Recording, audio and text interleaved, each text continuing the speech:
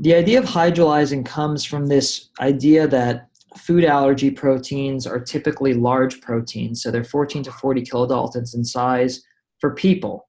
In animals, we still don't really know what that protein size is that can trigger reactions.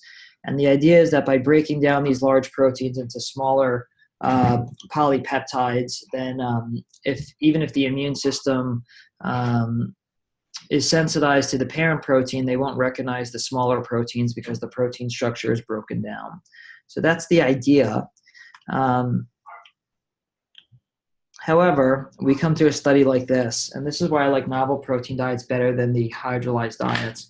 This is a paper published in 2016 that took known chicken allergic dogs, and they fed them either Royal Canin Ultimino diet or Hill ZD diet. And so Royal Canin Ultimino is made of hydrolyzed chicken feathers. Okay, so it's not chicken protein, but chicken feathers. And the Hill ZD is hydrolyzed chicken liver, so chicken protein. And the idea of this study was to see if known chicken allergy dogs would react to these protein sources from chickens. And this is a crossover study. So they took 10 dogs, they fed them one diet for a few weeks, and then they fed them the other diet for a few weeks. And what this study showed was the Ultimino diet, the hydrolyzed chicken feather diet, did not induce pruritus flares in these dogs. However, the Hill ZD, so hydrolyzed chicken liver diet, actually led to flares in 40% of these dogs. Okay, so ZD is hydrolyzed chicken. These dogs were not supposed to react to it based on that concept of hydrolyzing, but 40% of the dogs that were known to be allergic to chicken reacted to that. So I don't recommend using Hill ZD, and this is one of the reasons I cite of this, because chicken is one of the most common food allergens we see in dogs and cats, and I don't consider a diet trial that was done with ZD to be accurate due to this study. So I mentioned that if we're going to be doing diet trials, it's important to do prescription-based diets, and this is the reason why, is that there have been multiple studies that have looked at over-the-counter foods. They do either a PCR and ELISA for different proteins and that are not listed on the ingredient label. So this is the first study done in 2011. 4 over-the-counter venison dog foods were looked at. Double sandwich ELISA was used to look for soy, poultry, and beef. 3 out of the 4 diets that claimed to have no soy in them actually did have soy in them, and one that was supposed to have no beef in it did test positive for beef. So the conclusions were none of these were suitable for an elimination diet trial, and that these shouldn't be used during diet trials. Another study, similar findings. These looked at 12 limited antigen diets and then 1 hydrolyzed diet that was a prescription-based diet. And it evaluated for the contamination of ingredients not mentioned on the label. Not only did this study use PCR, they actually microscopically analyzed the food for bone fragments of different species of animal. And they found that 80% of the selected diets were contaminated. Only 1 fish diet and the hydrolyzed diet that was looked at contained what they were supposed to contain.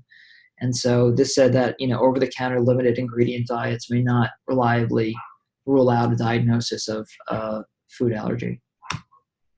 Another study, similar findings, 4 over-the-counter dog foods carrying a no soy claim, and they looked at these diets for soy, and 3 out of the 4 over-the-counter, supposedly no soy diets actually did contain soy. And so the conclusion was that these diets that say no soy may actually contain high concentrations of soy. This is from that study, or that meta-analysis review studies, and they looked at all of these, all of the data for over-the-counter foods that were analyzed. And this is kind of a hard to read table, but the red here, and the bottom, you can see the bottom study references here. So there's more than just the studies I listed, but basically in the red shows the percentage of pet foods labeled with ingredients that were not on the label. So you can see some of these go up to 70, 90% of diets analyzed in these studies with ingredients that were not on the label. So a lot of these over-the-counter foods are including things, whether by, I don't think it's on purpose. It's usually from traces of manufacturing process and then from rendering plants, things getting mixed with different things. But this really is a nice proof that these over-the-counter diets really are just not suitable to use for evaluating food allergy. So we mentioned these traces probably come from the rendering process or the manufacturing process. And what I tell my patients and my clients is that, it's just like in people, right? If you go to buy a bag of potato chips or pretzels and you look on the back and say, warning may contain traces of nuts and peanuts or dairy or egg or, whatever else. And in our dog foods, we just don't have to put that. But there are traces in almost all over-the-counter dog foods and cat foods. So that same meta-analysis, this is their conclusion on discrepancies between ingredients and labeling in commercial pet foods. So the review of the literature suggests that the mislabeling of pet foods is rather common, even in those with novel or limited ingredients. Unexpected added ingredients are more frequently detected than those missing from the label. There is insufficient information to determine if the presence of a contaminating ingredient will lead to a clinical reaction in a patient allergic to it, as challenges with the mislabeled foods were not performed in allergic dogs or cats allergic to such ingredients.